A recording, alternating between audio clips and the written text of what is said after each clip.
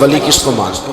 اللہ تبارک و تعالیٰ نے 4 کتابیں نازل فرمائی، اللہ دے دیتا حضرت جبریل سب کی چھتوں پہ، اللہ کے فرشتے بارش برساتے ہیں نا، کتابیں بھی برس سکتی تھی نا، چھتوں پہ گرا دیتا کہ لو پڑھو، لیکن اللہ نے کتابیں 4 بھیجی، نبی 1 لاکھ کم و بیش 24,000 عطا فرمایا۔ فرمایا کتاب پڑھنی ہے پر جب جلوہ دیکھنا ہے تو میرے مصطفیٰ کا دیکھنا ہے، حضور کے نور کی روشنی میں تم نے قرآن مجید کو پڑھنا ہے۔ وہ بھائی سمجھ نہیں، ہمیں آج تک سمجھ نہیں آئی، آج تک، کہ گاڑی کا پتہ ہے کہ اس کی ہینڈ بریک کہاں ہے، اس کی فلاں چیز کدھر ہے، پھر بھی ایک استاد پیسے بھی لیتا ہے، 15 دن ساتھ بھی بٹھاتا ہے، پھر طریقہ سکھاتا ہے۔ جب ایک چھوٹا سا کام بغیر استاد کے نہیں آتا تو دین بغیر استاد کے آ جائے گا؟ اور دین کے مسئلے باریک ہیں، یاد رکھیں، شیطان حملے کرتا ہے، باریک بات ہے۔ تکبر والا جنت میں نہیں جائے گا، ریاکاری والے کی عبادت قبول نہیں ہوگی، حسد والے کے اعمال ضائع ہو گئے، جھوٹ بولنے والے کو حضور نے فرمایا میں اسے مومن ہی نہیں مانتا۔ اب یہ ساری چیزیں جو باطنی نقص ہیں، یہ بیماریاں ہیں باطن کی، آپ اگر دوائی نہ لیں تو آپ کے جسم کی بیماری نہیں جاتی، درویش کے پاس نہ جائیں تو آپ کی روح کی بیماری نہیں جاتی۔ جھوٹ نہیں چھوٹ سکتا، بدی نہیں چھوٹے۔ ہم نے دیکھا ہے تھوڑی دیر کے لیے لوگ مسجد آتے نماز شروع کرتے ہیں، عمرہ کر کے آئے تو شروع ہو گئی،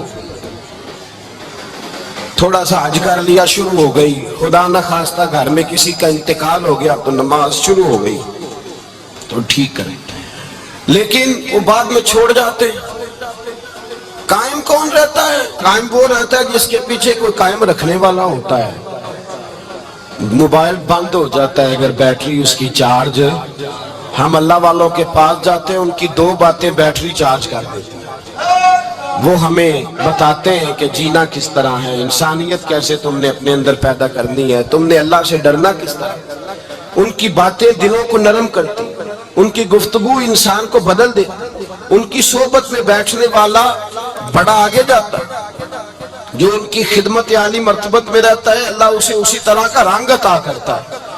سنے میرے نبی پاک سید عالم علیہ السلام کے صحابی حضرت ابو ذر غفاری نے پوچھا حضور ایک بندہ نیک لوگوں سے پیار کرتا ہے پر ان کی طرح کے کام نہیں کرتا، اس کے بارے میں حکم کیا ہے؟ کوشش کرتا ہے پر غلطی رہ جاتی ہے، پر پیار سچا کرتا ہے۔ تو آپ ترغیب و ترہیب پڑھیں، میرے رسول پاک نے فرمایا جو جس سے پیار کرے گا جنت میں اسی کے ساتھ کھڑا کیا جائے گا۔ کہہ رہے ہیں کہ حضور عمل نہیں کرتا، ایک مرشد کامل، لیکن میرے بھائی جو رب کریم کے بندے تھے ان کا رشتہ اصلاح کا رشتہ تھا، پیر کے ساتھ رشتہ اصلاح کا رشتہ ہوتا ہے۔ وہ جو لوگ رسمی بیعت کرتے ہیں نا، ٹھیک ہے مرید ہو گئے چلو روزی میں برکت ہو جائے گی، اس سے بھی انکار نہیں۔ اعلیٰ حضرت فرماتے ہیں بیعت برکت کی بھی بڑی بات ہے، اور دلیل کیا ہے؟ آپ فرماتے ہیں اگر اصحاب کہف کا کتا ولیوں کے پاس بیٹھ جائے اللہ اسے خالی نہیں رکھتا، تو ولیوں سے پیار کرے گا تو کیسے خالی رہ جائے گا؟ بیعت برکت بھی بڑی بات، لیکن جب آپ مرید ہوں تو جس مکتب میں جائیں اس کا سبق یاد کریں، جس چیز سے روکا جائے اس چیز پر، سمجھ آ رہی ہے میری بات؟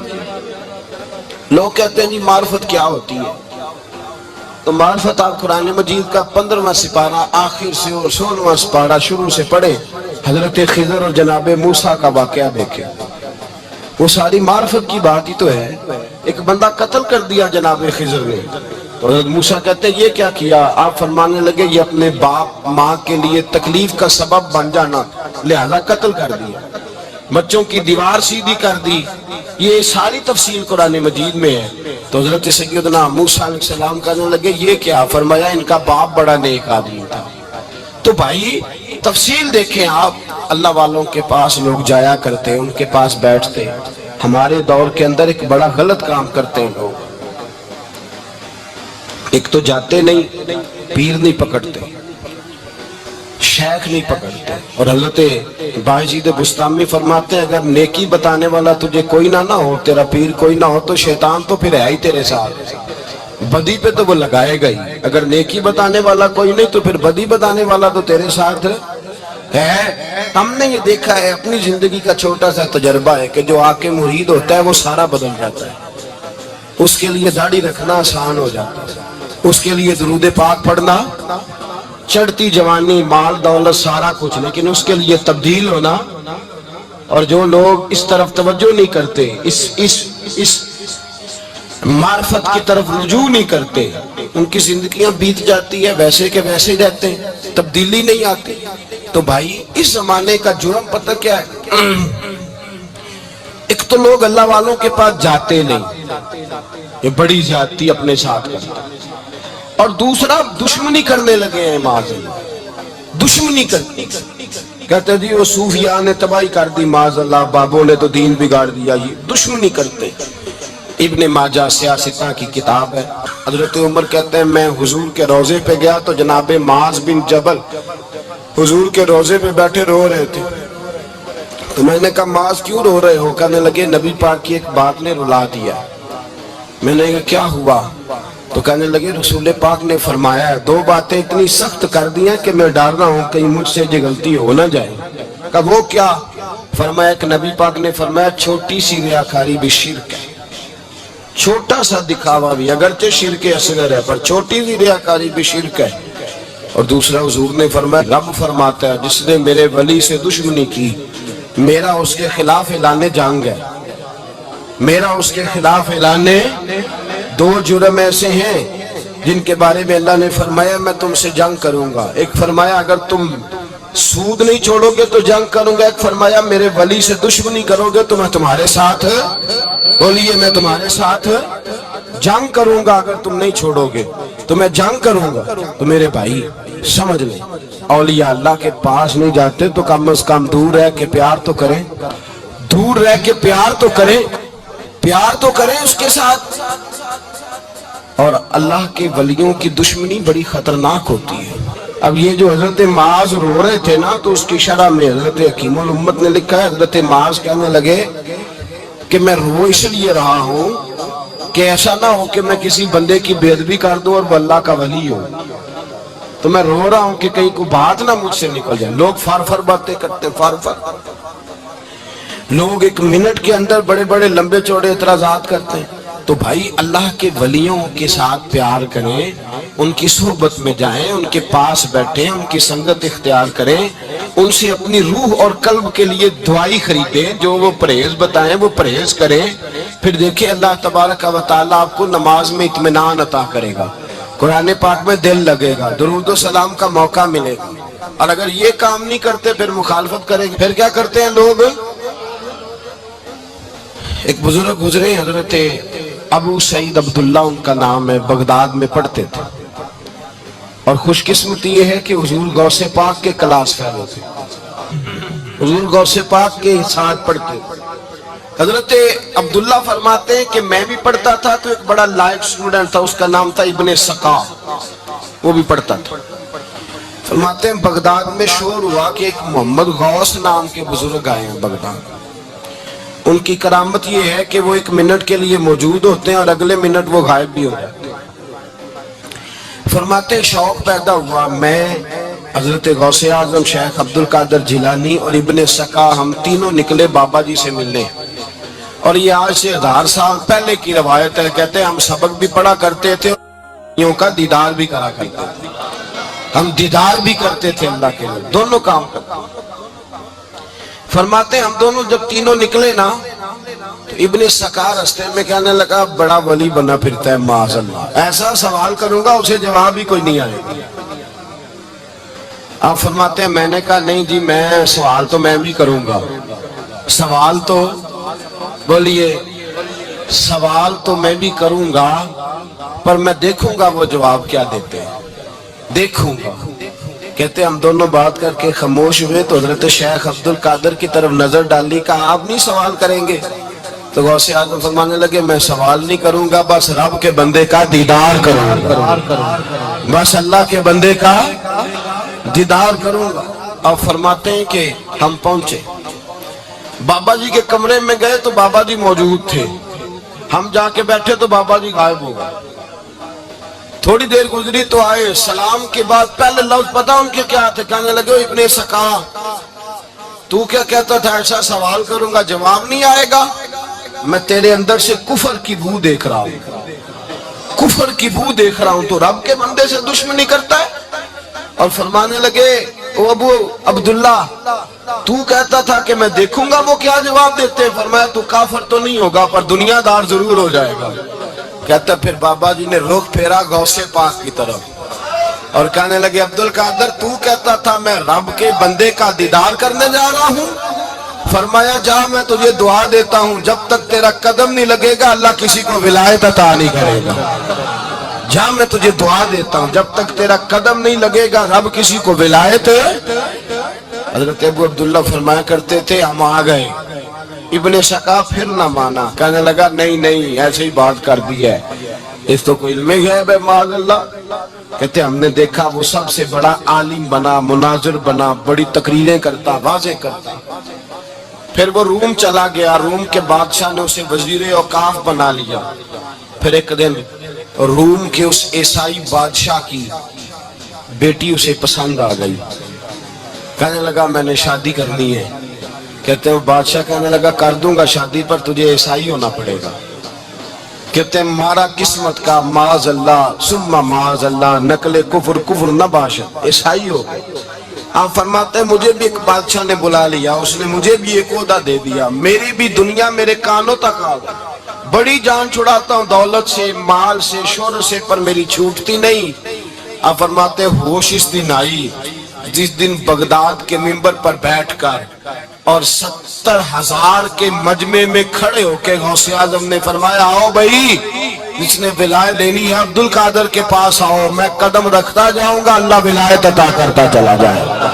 آؤ میرے پاس میں ولایت دیتا ہوں. ہر مشکل دی کنجی یارو ہاتھ مرداں دے آئی تے مرد نظر کرے جس ویلے مشکل رہے نہ کار. لوگ دشمنی کرتے ہیں, اللہ والوں سے اللہ ملتا ہے, اللہ کے بندوں سے معرفت کا حسن ملتا ہے. اللہ کے بندے بیعت اپنی کرتے ہیں, جھکاتے اللہ کی بات. اللہ تبارک و تعالیٰ کے بندوں کے پاس بیٹھنے سے رسول اللہ کا پیار ملتا ہے. اللہ کے بندوں کی صحبت حضور کے دروازے تک لے جاتی ہے. رب کریم کے بندوں کی صحبت عاجزی سکھاتی ہے. اللہ کے بندوں کے پاس بیٹھنے والے اللہ اللہ کرنے لگتے ہیں. رب کریم کے بندوں کے پاس بیٹھنے والوں کو سجدے کا نور حاصل ہوتا ہے. اور میرے بھائی اگر تُو نے کسی کے ہاتھ میں ہاتھ دیا ہو تو ملے گا کیا؟ ملے گا کیا؟ خواجہ نظام الدین محبوب الہی رحمت اللہ علیہ کھڑے تھے تو ایک آدمی حلوائی کی دکان پہ کچھ چیز لینے آیا. کوئی درویش سادہ سا آدمی چھوٹی سی مسجد سے نکلا, حلوائی سے کہا دے دے. حلوائی کہا چل دوڑ جا. تو روز آگے کھڑا ہو جاتا ہے, جب سارے آتے ہیں تب آیا کر. غریب گاہک تھا نا تو حلوائی نے جھڑک دیا. اس درویش کو جوش آ گیا, کہنے لگا میرے ساتھ بدتمیزی نہ کرنا ورنہ میں تیری دکان الٹ کے رکھ دوں گا, میں تیری دکان الٹ دوں گا. کہنے چل دوڑ جا, بڑے دیکھے ہیں تیری طرح کے دکان الٹنے والے. حضرت نظام الدین محبوب الہی گزر رہے تھے, حلوائی کی نظر پڑی تو دوڑ کے دست بوسی کرنے آیا. کہنے لگا حضور السلام علیکم. آپ فرمانے لگے اس کے ساتھ بد اخلاقی نہ کر, تیری دکان واقعی الٹ جائے گی. کہا حضور کس طرح؟ یہ تو ایسے ہی سادہ سا ہے. آپ فرمانے لگے یہ بھی سادہ ہے, اس کا پیر بھی اسی طرح کا ہے, پر دادا پیر بڑا باکمال ہے. وہ جس کے ہاتھ میں اس کا ہاتھ ہے وہ بڑا باکمال ہے. فرمایا وہ تیار کھڑا ہے. وہ کہتا ہے چلو نالائق ہوا تو کیا ہوا, بچہ تو ہمارا ہی ہے نا. کہہ دے گا تو الٹ دیں گے, بچہ تو ہمارا ہی ہے نا. مجھے دشمنوں نہ چھیڑو, میرا ہے کوئی جہاں میں ابھی پکار لوں گا, نہیں دور ہے مدینہ. یہاں کوئی لاوارث لوگ بستے ہیں, خدا کے فضل سے ہم پر ہے سایہ غوث اعظم کا, ہمیں دونوں جہاں میں ہے سہارا غوث اعظم کا. خدا دے گا منادی حشر میں یہ قادریوں کو, کہاں ہے قادری کر لے نظارہ غوث اعظم کا. اور اس سے مراد ہر پیار کرنے والا ہے, صرف سلسلے میں آنے والا نہیں, ہر پیار کرنے والا قادری. بھائی سمجھ لے, یاد اس بات کو پرکھے. اللہ والوں کی صحبت تو انسان کو کمال کر دیتی ہے, وہ تو نواز دیتی ہے, وہ تو نور. ایک بات اور ہے, کچھ لوگ کہتے ہیں کتنی فرما برداری کرنی چاہیے پیر کی. میں نے کہا وہ روحانی طبیب ہوتا ہے. ایک ڈاکٹر سے دوائی لے کے بندہ ایک ڈاکٹر سے دوائی لے تو پھر ساتھ اگلی دکان پہ بھی چلے جانا چاہیے. کیوں جی, کی پتہ کتھوں رام آ جائے. ایک سے دوائی لی پھر ساتھ ہی اگلی دکان پہ, پھر اس سے پھر اس سے اللہ جانے کہیں سے شفا مل جائے، کدھر سے شفا مل جائے۔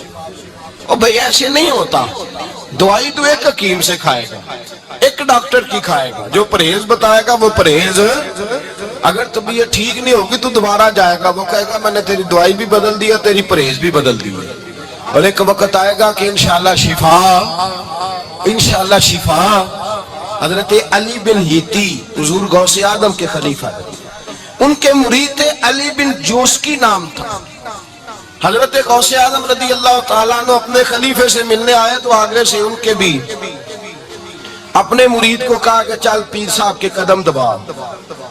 وہ غوث اعظم کے قدموں میں بیٹھنے کی بجائے اپنے پیر کے قدموں میں بیٹھ گئے، دبانے لگے، ڈانٹا کرنے لگے تیرا دماغ ٹھیک ہے، چل حضور غوث اعظم کے قدم دبا۔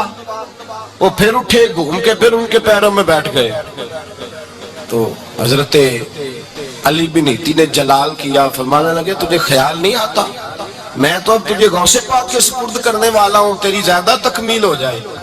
جب یہ بات کہی تو حضرت علی بن جوس کی رو پڑے، چیخے مار کے روئے، وہ روئے تو غوث پاک بھی روئے، اور فرمانے لگے علی بن ہیتی اسے مجھے نہ دے، یہ جس پستان سے دودھ پینے کا عادی ہو گیا اب اسے کسی اور جگہ مزہ نہیں آئے گا، اسے یہی رہنے دے۔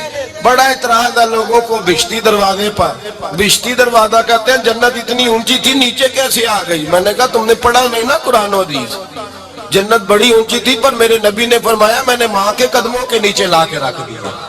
تم نے پڑھی نہیں نا، اصل میں پڑھی نہیں، تمہیں کیا پتا کبھی کسی چیز پہ اعتراض۔